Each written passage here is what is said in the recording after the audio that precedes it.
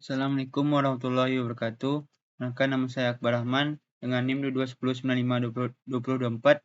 Sini saya akan menjelaskan tentang materi kontrol kecepatan motor DC dengan sistem kendali lingkar terbuka dan lingkar tertutup.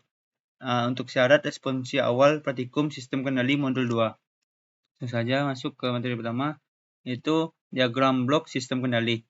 Diagram blok adalah diagram yang menunjukkan tahapan pengendali pada suatu sistem kendali. Diagram blok terdiri dari beberapa bagian, yaitu sinyal, yaitu garis panah yang menunjukkan arah tahapan pengendalian suatu sistem kendali. Yang kedua, subsistem, yaitu blok yang berisikan karakteristik dari tahapan pengendalian sistem dalam bentuk fungsi. Ketiga, summing point, yaitu titik penjumlahan atau pengurangan antara dua sinyal atau lebih. Yang keempat itu branch point, yaitu titik percabangan antara dua sinyal atau lebih. Masuk ke contoh diagram blok sistem kendali. Seperti dapat kita lihat pada gambar yang di bawah ini, itu garis sinyal didapat dari inputnya, summing point, garis sinyal, subsystem, dan branch point. Yang kedua itu hubungan diagram blok. Yang pertama, hubungan seri. Di sini kita lihat ada dari inputnya yaitu X1S, dari subsistemnya itu G1S, X2S, G2S, X3S. Dari blok diagram di atas diketahui itu kita dapat sinyal X2-nya dengan X1S dikali G1S. Kalau X3S kita dapat dari X2S kali G2S. Selanjutnya substitusi persamaan 1 ke persamaan 2 menjadi X3S sama dengan sinyal 1 X1S dikali subsistem G1S dikali subsistem G2S. Nah, itu kita langsung masuk saja ke hubungan paralel. Sama yang seperti sinyal hubungan seri tadi, yaitu dari blok diagram di atas diketahui X2S sama dengan sinyal X1S dikali subsistem G1S. Sedangkan sinyal X3S didapat dari sinyal X1S dikali subsistem G2S. Pada blok diagram di atas terhubung ke titik penjumlahan sehingga X4S sama dengan sinyal X2S dikurang sinyal X3S. Di bawahnya itu X4S sama dengan X1S dikali G1S dikurang G2S. Kita modifikasikan diagram bloknya berguna untuk menyederhanakan suatu bentuk diagram blok menentukan menyelesaikan. 1. Pergeseran titik percabangan dari sebelum sistem ke setelah sistem. Sistem pertama itu X1, sinyal X1 ke subsistem G ke output X1G. Dimodifikasi menjadi X1 ke subsistem ke output X1G. Terus ada tambahan yaitu subsistem A. Kita dapat X1 kali G kali A sama dengan X1. A sama dengan 1 per G. Yaitu pergeseran titik percabangan dari setelah sistem ke sebelum sistem. X1 menuju subsistem G ke output X1G. Dimodifikasi menjadi sinyal X1 ditambah subsistem A dan ada subsistem G X1G dengan didapat rumus dengan X1 kali subsistem A sama dengan sinyal X1 kali subsistem G. Dicoret X1-nya menjadi A sama dengan G. Kedua, pergeseran titik penjumlahan dari sebelum sistem ke setelah sistem. Didapat rumusnya yaitu sinyal X3 sama dengan sinyal X1 dikurang sinyal X2 dikali G. Dimodifikasi menjadi sinyal X3 sama dengan X1 kali G dikurang X2 dikali G. Dari modifikasi yang kita dapat itu sinyal X3 dikali sama dengan sinyal X1 dikali G dikurang sinyal F2 dikali subsistem A.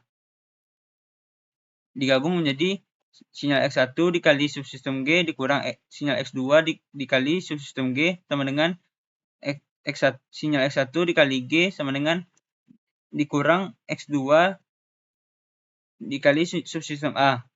Kita coret X1-nya dan G-nya. Didapat menjadi G sama dengan A. Yang ketiga itu pergeseran titik penyembelahan dari setelah sistem ke sesudah sistem.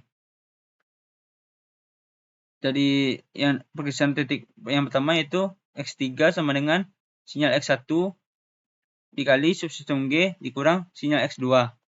Dimodifikasi menjadi sinyal X3 sama dengan sinyal X1 dikurang sinyal X2 dikali subsistem A dikali subsistem G. Digabung menjadi sinyal X1 dikurang sinyal X2 dikali A dikali G sama dengan sinyal X1 dikali G dikurang sinyal X2. Langsung saja ke sinyal X2 dikali subsistem A dan subsistem G sama dengan X2. Didapat rumusnya itu subsistem A sama dengan 1 per G. Lanjut ke sistem kendali lingkar terbuka dan lingkar tertutup. Satu, sistem kendali lingkar terbuka, yaitu sistem kendali yang tidak memiliki umpan balik, di mana hanya ada inputan dan keluaran. Yang bisa kita lihat pada gambar ini bawah itu inputnya dari RS menuju ke subsistem GS menuju ke output CS. Fungsi alihnya itu CS per RS sama dengan GS.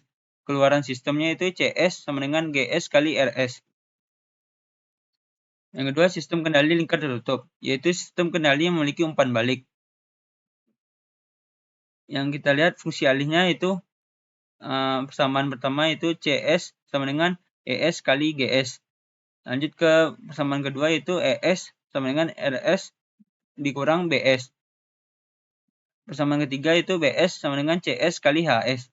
Selanjutnya substitusikan persamaan 3 ke persamaan 2 menjadi ES sama dengan RS dikurang CS kali HS. Setelah itu substitusi persamaan 4 ke persamaan 1 menjadi CS sama dengan RS kurang CS kali HS dikali GS. Lanjut dikalikan GS ke dalam sehingga menjadi CS sama dengan RS kali GS dikurang CS kali HS kali GS. Selanjutnya pindahkan CS kali HS kali GS ke ruas kanan menjadi CS tambah CS dikali HS kali GS sama dengan RS kali GS. Keluarkan nilai CS sehingga CS kali 1 tambah GS kali HS sama dengan RS kali GS. Lalu pindahkan RS ke ruas kiri dan 1 tambah ke GS kali HS ke ruas kanan menjadi CS per RS sama dengan GS per 1 tambah GS kali HS. Ketiga, perbandingan sistem kendali lingkar terbuka dan lingkar tertutup. Sistem lingkar terbuka yaitu kurang stabil dan teliti. Yang kedua, lebih mudah dibuat. Yang ketiga, tidak ada umpan balik dan murah. Yang kedua, sistem kendali lingkar tertutup yaitu lebih stabil dan teliti, lebih susah dibuat, terdapat umpan balik, dan mahal juga. Selanjutnya yaitu pengendali PID atau yang biasa disebut controller. PID digunakan untuk memperbaiki performansi sistem melalui perbaikan respon sistem yang dihasilkan. Jadi kita bisa melihat apakah performa sistem yang kita buat sudah baik dengan melihat respon sistem yang dihasilkan. Apabila respon yang dihasilkan sudah sesuai dengan apa yang kita inginkan, maka dapat dikatakan performa sistem yang kita buat atau kita gunakan sudah baik. Begitupun juga sebaliknya. Pengendali PID ini dapat digunakan pada saat sistem dalam keadaan stabil, yaitu mengurangi atau menghilangkan nilai error steady state atau meningkatkan kecepatan respon untuk mencapai set point. Satu itu pengendali proporsional, yaitu sinyal ES menuju subsistem KP menuju ke sinyal US outputnya. Dalam domain waktu, hubungan antara sinyal error dengan sinyal kontrol U dinyatakan dalam persamaan UT sama dengan KP kali ET. Dalam domain Laplace dapat ditulis US per ES sama dengan KP. Karakteristik pengendali proporsional. 1. Jika KP diperkecil, maka respons sistem akan semakin lambat dari rest time akan semakin lama. 2. Jika KP diperbesar, maka respons sistem akan semakin cepat, mendekati steady state dan rest time akan semakin singkat. Yang ketiga, jika KP terlalu besar, maka respons sistem akan semakin tidak stabil atau ada overshoot atau isolasi terlihat jelas. Nilai KP dapat diatur atau ditentukan sedemikian sehingga mengurangi steady state error, tapi tidak menghilangkannya. 2. Itu pengendali integral, merupakan jenis kontrol yang menghasilkan output lebih besar atau lebih kecil ketika error input sama dengan 0. Dalam pengendali integral, nilai error E diumpamakan sebagai laju perubahan sinyal kontrol U, sebagaimana dinyatakan dalam persamaan berikut ini. UT sama dengan KI integral 0 ke T ET kali DT. Dalam Laplace dapat ditulis US per ES sama dengan KI per S. Karakteristik dari pengendali integral. 1. Keluaran pengontrol integral membutuhkan jeda, sehingga pengontrol integral cenderung memperlambat respon. Ketika sinyal ES 0, output tetap akan bertahan pada nilai sebelumnya. Jika sinyal ES tidak 0, output akan menunjukkan kenaikan atau penurunan yang dipengaruhi oleh nilai ESS dan nilai KI. Konstanta integral KI yang sangat besar mempercepat hilangnya error, namun akan meningkatkan osilasi. Ketiga, itu pengendali derivatif, yaitu jenis kontrol ini menghasilkan output yang merupakan diferensial dari input. Namun, pengendali ini tidak dapat mengeluarkan output tanpa adanya perubahan input. Pengendali derivatif akan memberikan suatu kontrol U yang bersesuaian dengan turunan laju perubahan sinyal error E sebagaimana dinyatakan dalam persamaan berikut ini. UT per ET sama dengan KD kali DE kali T per DT. Dalam domain Laplace dapat ditulis US per ES sama dengan KD kali S. Karakteristik pengendali derivatif. Pengendali derivatif tidak dapat menghasilkan output jika tidak ada perubahan input. Jika nilai error berubah terhadap waktu, output yang dihasilkan tergantung dari nilai KD atau laju perubahan error. Ketiga, itu pengontrol diferensial mempunyai suatu karakter untuk mendahului sehingga pengontrol ini dapat menghasilkan koreksi yang signifikan sebelum sistem mengalami error terlalu tinggi sehingga dapat meningkatkan stabilitas sistem. Dengan meningkatkannya nilai KD dapat meningkatkan stabilitas sistem dan mengurangi overshoot. Berdasarkan karakteristik pengontrol ini, pengontrol diferensial umumnya dipakai untuk mempercepat respon awal suatu sistem, tapi tidak memperkecil kesalahan pada keadaan lunaknya. Kerja pengontrol diferensial hanyalah efektif pada lingkup yang sempit, yaitu pada periode peralihan. Oleh sebab itu, pengontrol diferensial tidak hanya digunakan tanpa ada kontrol lainnya. Yang keempat, itu pengendali proposal integral, yaitu jenis kontrol yang menghasilkan output yang merupakan diferensial dari input. Namun, pengendali ini dapat mengeluarkan output tanpa adanya perubahan input. Berdasarkan gambar di atas, yaitu UT sama dengan KP kali ET tambah KP per TI integral 0 sampai T ET kali DT. Dengan KP adalah suku penguatan proporsional, dengan TI merupakan waktu integral. Dalam domain Laplace dapat ditulis US per ES KP kali 1 tambah 1 per TIS sama dengan KP kali 1 tambah TIS per TIS. Karakteristik pengendali proporsional, adanya penambahan faktor integral pada pengendali. Tidak mengembalikan error pada nilai 0, namun menjaga nilai konstan sepanjang T. Responnya lebih lambat. Nilai overshoot tinggi. P dan I control memiliki karakteristik yang sama dalam hal rise time dan overshoot. Oleh karena itu, nilai KP harus dikurangi untuk menghindari overshoot yang berlebihan. Nilai KI diambil lebih besar dari nilai KP, karena diinginkan untuk meniadakan steady state. Jika KP lebih besar dari KI, maka steady state error-nya tidak dapat dihilangkan. Pengendali proporsional derivatif, yaitu jenis kontrol yang digunakan untuk mengoptimalkan kerja dari pengendali proporsional. Dari gambar di atas, UT sama dengan KP kali ET tambah KP kali TD kali DET per DT. Dengan KP adalah suku penguatan proporsional dan TD merupakan waktu derivatif. Dalam domain Laplace dapat ditulis US per ES sama dengan KP kali 1 tambah TDS. Karakteristik pengendali proporsional derivatif: 1. Respons sistem sangat cepat. 2. Overshoot rendah. 3. Kerja dari differential controller saat nilai errornya berubah. 6. Pengendali proporsional integral derivatif, yaitu jenis kontrol yang menggabungkan pengendali proporsional, integral, dan derivatif. Dari gambar di atas yaitu UT sama dengan KP kali ET tambah KP per TI integral 0 sampai T ET DT dikali DT tambah KP kali TD kali DET per DT. Dengan KP adalah suku penguatan proporsional, TI waktu integral, dan TD merupakan waktu derivatif. Dalam domain Laplace dapat ditulis US per ES sama dengan KP kali 1 tambah TIS tambah TITDS akar 2 per TIS. Karakteristik pengendali proporsional integral derivatif: 1. Memperbaiki respon transient.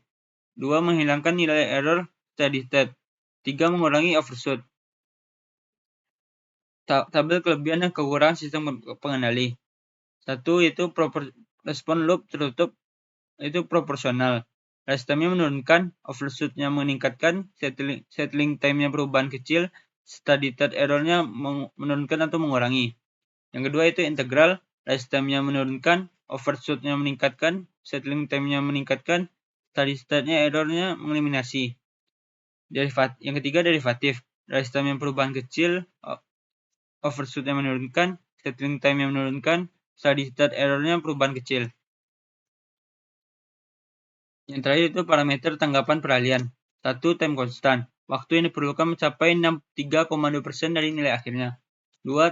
Time rise. Waktu yang diperlukan untuk sistem mencapai nilai 0% sampai 100% dan 10% sampai 90%, dan ada lagi 5% sampai 95% dari nilai akhir. Yang ketiga itu time settling. Waktu yang diperlukan sistem untuk mencapai nilai di sekitar 2%, 5%, dan 0,5% dari nilai akhir. Yang keempat itu delay time atau TD. Waktu yang dibutuhkan oleh respon untuk mencapai setengah dari nilai akhir pertama kali. Yang kelima itu maksimum overshoot. Nilai puncak maksimum dari respon sistem yang diukur dari nilai sistem saat kondisi steady state.